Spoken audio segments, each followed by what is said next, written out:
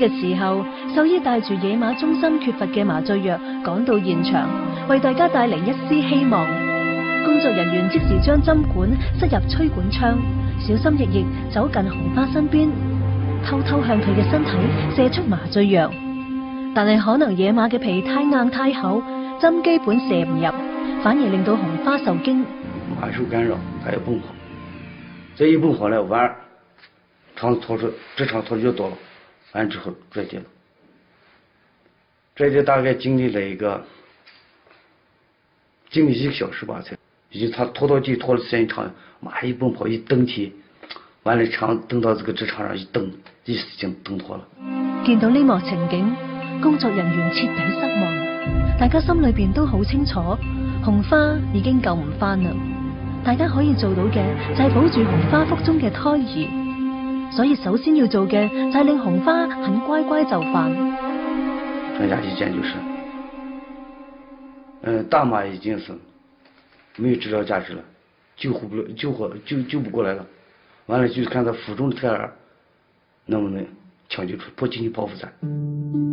紅花見到粗大嘅麻繩就好似驚弓之鳥咁瘋狂奔馳，四周圍亂衝亂撞，充滿恐懼。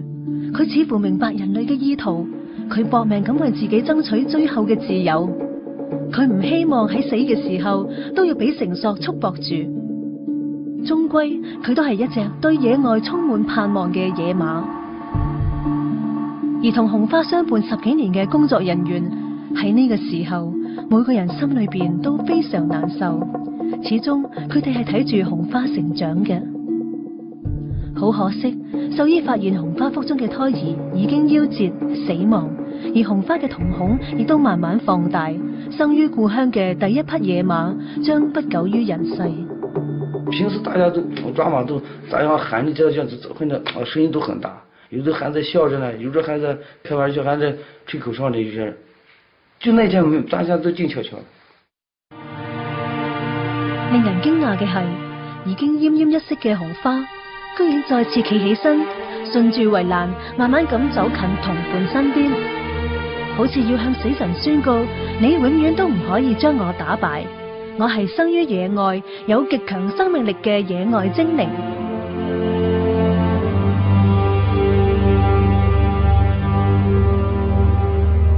在救災的過程中，就是他去年的橘子，1歲的橘子，還在吃奶，就那樣他還去哺乳他的去年的幼橘，不時過來還吃，他還要吃奶。完了最後我們看那個母馬那個眼角有2行清淚，所以那個場景給人看了很不是滋味。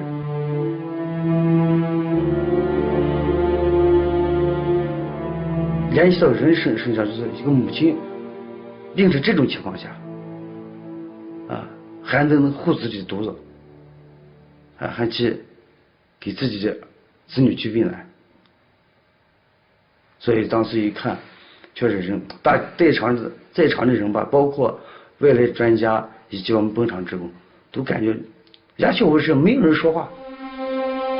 紅花嘅眼角流出眼淚，視力開始模糊，標誌住佢嘅生命即將走到盡頭。雖然左搖右擺，但係佢依然堅持一步一步向前踏步，好似要向自己嘅同伴作最後嘅道別咁。而大家只能夠望住佢一步一步走向生命嘅終點。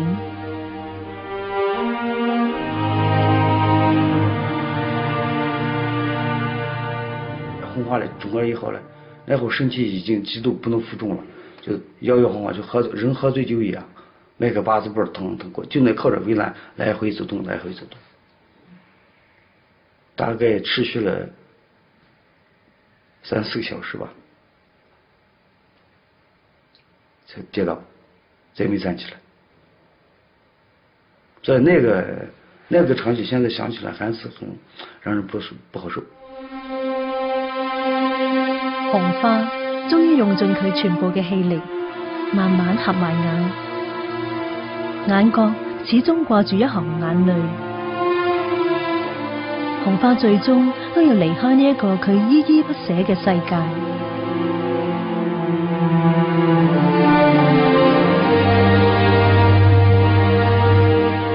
前期本來是天氣很晴朗的，就那一會過來一個腫瘤，開始下開雨。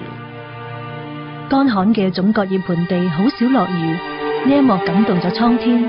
喺5月14號母親節呢一日，紅花永遠離開咗佢嘅孩子，離開佢嘅兄弟姊妹，永遠離開呢一片佢成長嘅熱土，悲慘咁死喺圍欄之內。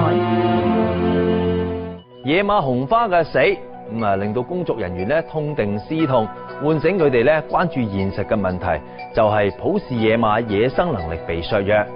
雖然話喺野馬繁殖中心每日都有充足嘅營養飼料同埋咧純正乾淨水提供，咁但係人類過分嘅呵護，反而令到慣咗喺大自然嘅野馬降低咗求生能力，先至會出現咧野馬紅花難產而死嘅悲劇。嗱，知道咗個根本，佢哋又會點做呢？紅花嘅死令大家感到非常意外。野馬一般好少出現難產嘅情況，即使出現難產，一般都係發生喺生第一胎嘅雌馬身上。好似紅花呢一種已經順利生過4-5隻馬仔嘅雌馬，點解會出現難產呢？第一是場地過小，運動量不夠，活動量不夠，長期。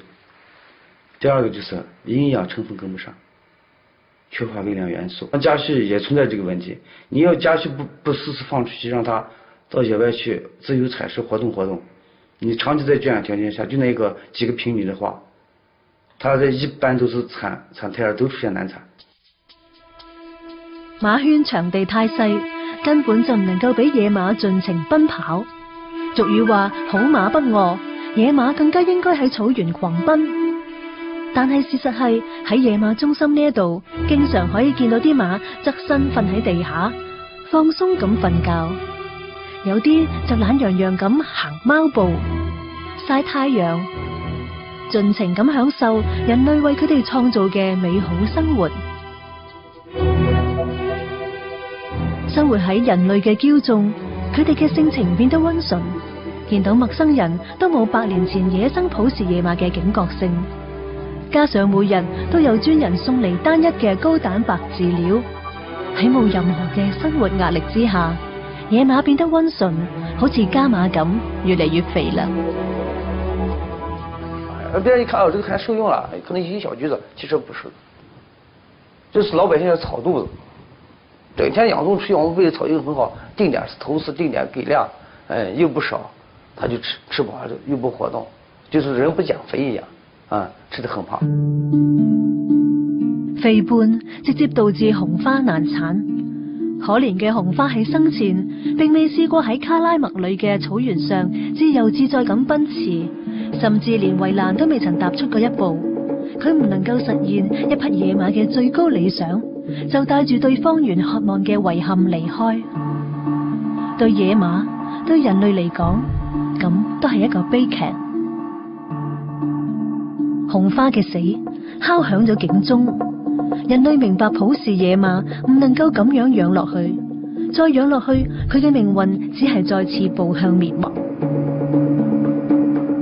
唯一嘅方法就係俾野馬再次投奔大自然，逐步恢復野性。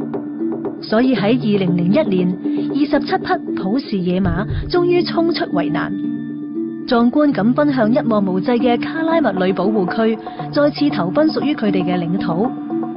亦都再一次接受大自然弱肉強食嘅錘煉。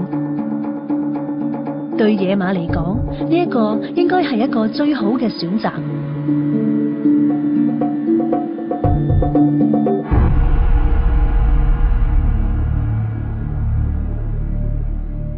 淺水豈可困蛟龍，野馬即係野馬，始終咧都係要翻去大自然嘅懷抱咧，先至可以回復到佢哋嘅本性嘅。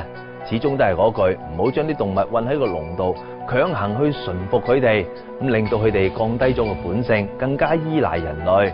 嗱，放逐普氏野馬咧，未必係一個最佳嘅選擇，咁可能咧即刻要面對好多天敵。不過大自然有佢自己嘅規律，我哋又何必逆天而行呢？可能重返故鄉就係普氏野馬嘅夢想。今日講到呢度，下一集再同大家解構中國神秘檔案。拜拜。